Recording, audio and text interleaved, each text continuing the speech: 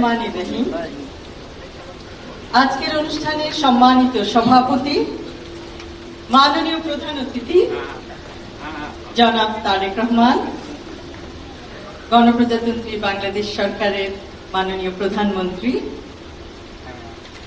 সম্মানিত বিশেষ অতিথিবৃন্দ, মাননীয় স্বাস্থ্য ও পরিবার কল্যাণ মন্ত্রণালয়ের দায়িত্বে নিয়োজিত মন্ত্রী সরদার মোহাম্মদ সাখাওয়াত হোসেন এমপি, মাননীয় ডাক্তার এম এ মুহিত, প্রতিমন্ত্রী স্বাস্থ্য ও পরিবার কল্যাণ মন্ত্রণালয়, doctor S M Ziauddin Haider, doctor Zahidur Rahman, সম্মানিত অতিথিবৃন্দ, সম্মানিত শ্রদ্ধেয় শিক্ষকবৃন্দ, সম্মানিত শ্রদ্ধেয় চিকিৎসকবৃন্দ, আমার প্রিয় শিক্ষার্থী ভাই ও বোনেরা,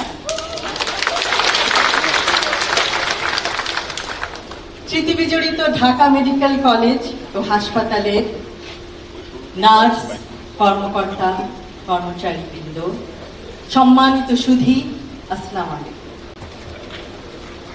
আজ প্রথমেই শ্রদ্ধা ভরে স্মরণ করছি স্বাধীনতার ঘোষক শহীদ রাষ্ট্রপতি জিয়াউর রহমান ও গণতন্ত্রের মা আপসহীন দেশনেত্রী বেগম খালেদা জিয়া। বহুদিন ধরে একটি আর্তনাদ আমার কানে ধ্বনিত হয়। সেই আর্তনাদ একজন রোগীর পরিবারের সদস্য। মস্তিষ্কে রক্তক্ষরণ হওয়ার সুষ্ঠু ডায়াগনোসিসে ব্যর্থ আমাদের ওয়ার্ডের সকলে, কারণ সিটি স্ক্যান মেশিন সেদিন অকেজো ছিল।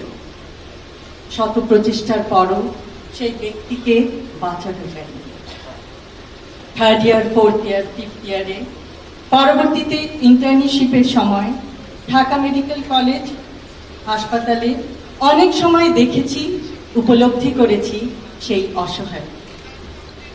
পেডিয়াট্রিক ওয়ার্ডে রোটেশনের সময় দুই চোখ অন্ধ ছোট্ট শিশু, টেট্রালজি অফ ফ্যালটের রোগী, সে কেমন করে যেন বুঝতে পারত আমি তার সামনে দাঁড়িয়ে আছি। তাকেও হারাই অপারেশনের পেটে। অথবা অ্যাপ্লাস্টিক অ্যানিমিয়ায় আক্রান্ত একজন গৃহকর্মী, যে যন্ত্রণায় চিৎকার করত, অন্য রোগীদের অনুরোধে তাকে বারান্দায় শত গরম থাকা সত্ত্বেও স্থানান্তর করা হতো। গাইনোকোলজি অ্যান্ড অবস্টেট্রিক রোটেশনের সময় সেই দিনের কথা প্রায় মনে পড়ে, যখন আল্ট্রাসনোগ্রামে অষ্টম কন্যা শিশু হবে জানায়, স্ত্রীকে একাকী ওয়ার্ডে রেখে যায় জীবনের বোঝায় মুচ্ছমান রিক্সা চালক স্বামী। তার অসহায়ত্ব হয়তো বোঝা যায়। শিশুটি জন্ম নেওয়ার পর দেখা যায় সেটি পুত্র সন্তান, কিন্তু শ্বাস নিতে দেরি। নিয়ে গেলাম পেডিয়াট্রিক ওয়ার্ড। ইনকিউবেটরে শিশুটি বাঁচে এবং পরবর্তীতে গোটা পরিবারের একসাথে হওয়ায় স্বস্তি পায়। বর্তমানে নিশ্চয়ই পরিস্থিতির উন্নতি হয়েছে। চাকরি থেকে বরখাস্তের পর আর কখনো ঢাকা মেডিকেল কলেজ হাসপাতালে আসা হয়নি, কিন্তু আমরা চাই ঢাকা মেডিকেল কলেজ হাসপাতাল হোক একটি centre of excellence and compassion for patients in Bangla.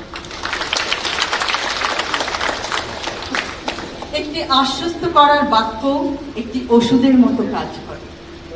চিকিৎসা বিজ্ঞানের ভিত্তি জ্ঞান হলেও চিকিৎসা পেশার প্রকৃত ভিত্তি মানবিকতা। চিকিৎসা বিজ্ঞানের অগ্রযাত্রা যতই প্রযুক্তি নির্ভর হোক না কেন, তার কেন্দ্রবিন্দুতে সবসময় মানুষই থাকে। আগামী 20 বা 25 বছর পরে আমরা ঢাকা মেডিকেল কলেজকে দক্ষিণ এশিয়ার অন্যতম শ্রেষ্ঠ চিকিৎসা শিক্ষা, গবেষণা ও উদ্ভাবনের কেন্দ্র হিসেবে দেখতে চাই। ঢাকা মেডিকেল কলেজ হাসপাতালের আগামী অধ্যায়টি শুধু অতীতের গৌরবের ধারাবাহিকতা নয়, এটি হবে নতুন উদ্ভাবন, আন্তর্জাতিক সহযোগিতা, গবেষণায় উৎকর্ষ এবং মানবিক নেতৃত্বের এক নতুন অধ্যায়। আজ আমরা পৃথিবীর বিভিন্ন প্রান্তে ছড়িয়ে আছি।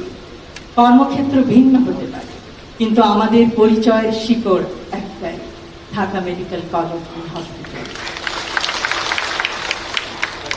এখন সময় এসেছে অ্যালামনাইকে শুধু স্মৃতির বন্ধনে নয়, দায়িত্বের বন্ধনে যুক্ত করা। একটি প্রতিষ্ঠানের প্রকৃত শক্তি তার অবকাঠামোতে নয়, তার মানুষের মধ্যে। ঢাকা মেডিকেল কলেজের সবচেয়ে বড় সম্পদ তার মেধা, তার মূল্যবোধ এবং তার মানুষ। প্রতিযোগিতার মধ্যেও সহযোগিতা সম্ভব। চিকিৎসা বিজ্ঞানের প্রতিটি সাফল্যের কেন্দ্রবিন্দুতে থাকে একজন মানুষ, একটি পরিবার, একটি জীবন। পরিশেষে আজ 81তম ডিএমসি ডে 2026-এ অংশগ্রহণ করতে পেরে আমি অত্যন্ত আনন্দিত। Together we carry the legacy.